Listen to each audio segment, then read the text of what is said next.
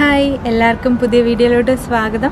അപ്പോൾ ഇന്ന് നമ്മൾക്കൊരു ബ്രേക്ക്ഫാസ്റ്റ് വ്ളോഗ് ചെയ്യാമെന്ന് വിചാരിച്ചിട്ടാണ്. അപ്പം രാവിലെ ഞാനിപ്പം ഇടിയപ്പം ഉണ്ടാക്കാനുള്ള പ്ലാനാണ്.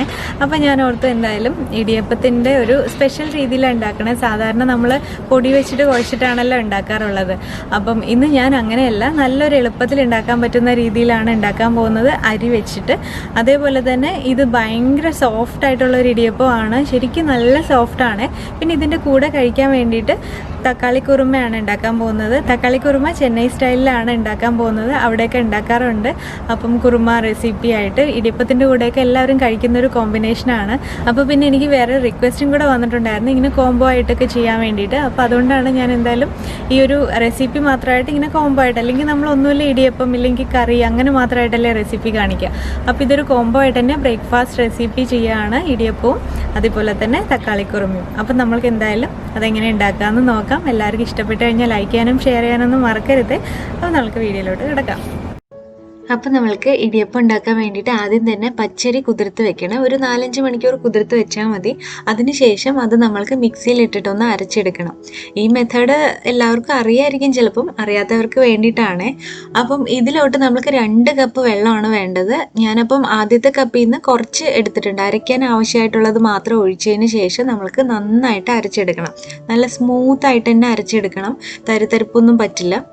അതിനുശേഷം ഇനി മാവ് നമ്മൾക്ക് ഒരു പാനിലോട്ട് മാറ്റിയിട്ട് അതിലോട്ട് ബാക്കിയുള്ള വെള്ളം കൂടെ ഒഴിക്കാം. എന്നുവെച്ചാൽ ആ 1 കപ്പ് ആദ്യം ഒഴിച്ചതിൻ്റെ ബാക്കിയുണ്ട്, പിന്നെ ബാക്കി 1 കപ്പും കൂടെ, അങ്ങനെ മൊത്തത്തിൽ 2 കപ്പ് വെള്ളമാണ് ഒഴിക്കേണ്ടത്. ഇനി വെള്ളം ഒഴിച്ചതിന് ശേഷം കുറച്ച് ഉപ്പിടുക, ആവശ്യത്തിനുള്ള ഉപ്പ്. അതിനുശേഷം നമ്മൾക്ക് ഇതൊന്ന് മിക്സ് ചെയ്തെടുക്കണം. ആദ്യം നന്നായിട്ടൊന്ന് മിക്സ് ചെയ്തതിന് ശേഷം പിന്നെ സ്റ്റൗ ഓൺ ചെയ്താൽ മതി. അപ്പം ഇത് നന്നായിട്ട് മിക്സ് ആയിട്ടുണ്ട്. ഇനി നമ്മൾക്ക് സ്റ്റൗ ഓൺ ചെയ്ത് ഒരു മീഡിയം ഫ്ലെയിമിൽ വെച്ചിട്ട് നമ്മൾക്ക് ഇതിന് നന്നായി കുറുക്കിയെടുക്കണം. സാധാരണ കുറുക്കൊക്കെ ഉണ്ടാക്കില്ലേ, അതുപോലെ നല്ല കട്ടിയായിട്ട് വരുന്ന രീതിയിൽ വേണം ഉണ്ടാക്കിയെടുക്കാൻ വേണ്ടിയിട്ട്. അപ്പോൾ ഈ ഒരു സംഭവം ചെയ്യാൻ വേണ്ടിയിട്ട് ഒരു ഇച്ചിരി ടൈം എടുക്കും, എന്നാലും കുഴപ്പമില്ല. ഇത് ഉണ്ടാക്കി കഴിയുമ്പോൾ ശരിക്കും നല്ല സോഫ്റ്റ് ആയിട്ടുള്ള ഇടിയപ്പമാണ് കിട്ടുക. നമ്മൾ സാധാരണ പൊടി വെച്ച് ചെയ്യുന്നതിനേക്കാളും എനിക്ക് തോന്നുന്നത് ഈ ഒരു ഇങ്ങനെ ചെയ്യുമ്പം കുറച്ചുകൂടെ നല്ല സോഫ്റ്റായിട്ട് കിട്ടും. അപ്പോൾ ഇത് നല്ല കട്ടിയായിട്ട് വന്നിട്ടുണ്ട്. അത്രയും നേരം നമ്മൾക്കൊന്ന് ഒരുപാട് ഹൈ ഫ്ലെയിമിലിട്ട് ചെയ്യരുത്, ഒരു മീഡിയം ഫ്ലെയിം വെച്ചിട്ട് വേണം ചെയ്യാൻ വേണ്ടിയിട്ട്, ഇല്ലെങ്കിൽ ലോ ഫ്ലെയിം, സ്റ്റൗവിനനുസരിച്ചിട്ട് ഫ്ലെയിം അങ്ങനെ കുറയ്ക്കുക കൂട്ടുക ചെയ്യാം.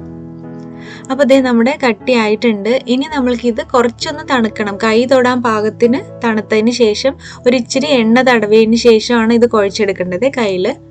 അപ്പോൾ നമ്മൾക്ക് ഇങ്ങനെ ഒട്ടാതെ തന്നെ കിട്ടും. ആദ്യം നമ്മൾക്ക് ഇങ്ങനെ ഇളക്കുമ്പോഴൊക്കെ ഒട്ടുന്ന പോലെ തോന്നും, പക്ഷെ ഇങ്ങനെ എണ്ണയൊക്കെ പുരട്ടിയിട്ട് നമ്മളിങ്ങനെ മിക്സ് ചെയ്തെടുക്കുമ്പം അങ്ങനെ ഒട്ടത്തൊന്നുമില്ല കയ്യിൽ.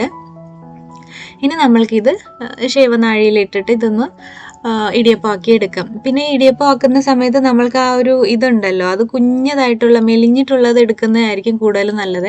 അപ്പോഴേ ഇടിയപ്പം കുറച്ച് നല്ല രസമായിട്ട് വരുള്ളൂ. 2 ഇതുണ്ടാവുമല്ലോ, അതിന് എന്താ പേര് പറയാമെന്ന് അറിയത്തില്ല. നമ്മൾ ആ ഇടിയപ്പം വരുന്ന ആ നൂല് സംഭവം, ഫിൽറ്റർ, ആ സംഭവം നല്ല തിന്നായിട്ടുള്ളത് എടുക്കണേ. അപ്പോൾ ഇത് ഞാൻ ആദ്യത്തെ ചെയ്തിട്ട് ആവി വെച്ചിട്ടുണ്ട്. ഇത് നമ്മൾ ഇങ്ങനെ ചെയ്യുമ്പോൾ നല്ല സ്മൂത്തായിട്ട് തന്നെ ഇടിയപ്പം പിഴിയാനും പറ്റുമേ.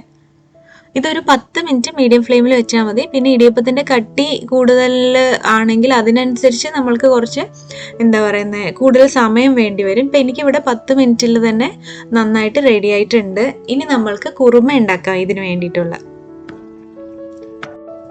അപ്പോൾ ഇതിന് വേണ്ടിയിട്ടുള്ള കുറുമ ഉണ്ടാക്കാൻ തക്കാളി മാത്രം മതി, നമ്മൾക്ക് വേറെ പച്ചക്കറികളുടെ ആവശ്യമൊന്നുമില്ല. അപ്പോൾ തക്കാളി, ഉള്ളി, ഇഞ്ചി, വെളുത്തുള്ളി, പച്ചമുളക്, കറിവേപ്പില, ഇത്രയും ഞാൻ അരിഞ്ഞു വെച്ചിട്ടുണ്ട്.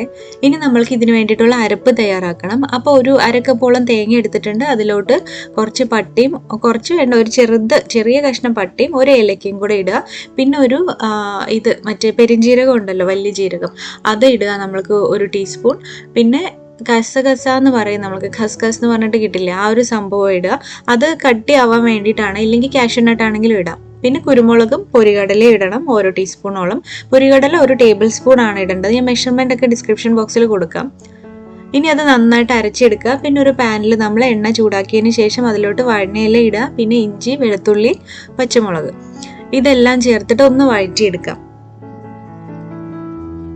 പിന്നെ കറിവേപ്പിലയും കൂടെ ഇട്ടിട്ട് ഒന്നുകൂടെ ഒന്ന് വഴറ്റാം.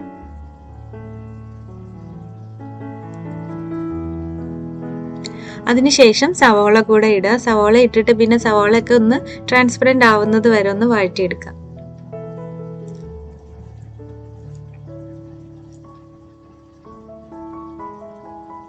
അപ്പോൾ ഇതൊന്ന് നല്ല സോഫ്റ്റായിട്ട് വരുമ്പം ഇതിലോട്ട് കുറച്ച് മഞ്ഞൾപ്പൊടി ഇടുക, പിന്നെ മല്ലിപ്പൊടി ഇടണം, അതുപോലെ തന്നെ മുളക് പൊടി എരിവിനനുസരിച്ചിട്ട് ഇടുക. പച്ചമുളകും കുരുമുളകും ഒക്കെ ഉള്ളതാണ്, അപ്പോൾ അതിനനുസരിച്ചിട്ട് വേണം മുളക് പൊടി ഇടാൻ വേണ്ടിയിട്ട്. അതിനുശേഷം ഇനി നമ്മുടെ തക്കാളിയും കൂടെ ഇട്ടിട്ട് നന്നായിട്ടൊന്ന് വഴറ്റിയെടുക്കുക. തക്കാളി സോഫ്റ്റ് ആവുന്നത് വരെ വേണം വഴറ്റിയെടുക്കാൻ വേണ്ടിയിട്ട്. അപ്പം അതിലോട്ട് ഉപ്പും കൂടെ ചേർത്തിട്ടാണ് ഇനി വഴറ്റിയെടുക്കുന്നത്.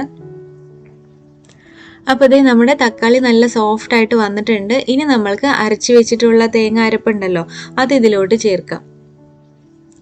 ഇത് ചേർത്ത് ആവശ്യത്തിന് വെള്ളം കൂടെ ചേർക്കുക. പിന്നെ ഉപ്പൊക്കെ നമ്മളൊന്ന് ചെക്ക് ചെയ്യുക, ആവശ്യത്തിനുള്ള ചേർക്കാം. വെള്ളം പിന്നെ ഇപ്പം കടലപ്പരിപ്പും അതുപോലെ ഖസ്ഖസൊക്കെ ചേർത്തുകൊണ്ട് നല്ല കട്ടിയായിട്ട് തന്നെ ഇരിക്കും, അപ്പോൾ അതിനനുസരിച്ചിട്ടുള്ള വെള്ളം ഒഴിക്കുക. ഇനി ഇതിൻ്റെ തേങ്ങയുടെ പച്ചമണം മാറുന്ന വരെ ഒന്ന് തിളപ്പിച്ചെടുക്കുക ചെയ്യേണ്ടത്.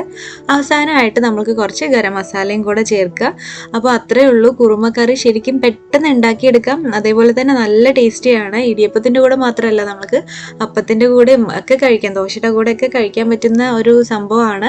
എല്ലാവരും ഒന്ന് ട്രൈ ചെയ്ത് നോക്കണം. ഈ ഇടിയപ്പവും അതേപോലെ തന്നെ തക്കാളി കുറുമയും കൂടിയിട്ടുള്ളത്. നമ്മളെപ്പോഴും കടലക്കറി അല്ലെങ്കിൽ മുട്ട റോസ്റ്റ് അങ്ങനെയൊക്കെയല്ലേ കഴിക്കുക. അപ്പോൾ ഇങ്ങനെ കുറുമ ഇതുവരെ അങ്ങനെ ട്രൈ ചെയ്യാത്തവരുണ്ടെങ്കിൽ തീർച്ചയായിട്ടും ഒന്ന് ട്രൈ ചെയ്ത് നോക്കണം. പിന്നെ ഈ വീഡിയോ ഇഷ്ടപ്പെടുകയാണെങ്കിൽ ലൈക്ക് ചെയ്യാനും ഷെയർ ചെയ്യാനൊന്നും മറക്കരുത്. ആദ്യമായിട്ട് ഈ ചാനൽ കാണുന്നവരുണ്ടെങ്കിൽ ഒന്ന് സബ്സ്ക്രൈബ് കൂടെ ചെയ്തേക്കണേ. അപ്പോൾ നമ്മൾക്കിനി അടുത്തൊരു വീഡിയോയിൽ കാണാം. എല്ലാവർക്കും ഒരുപാട് താങ്ക്സ്. ബൈ.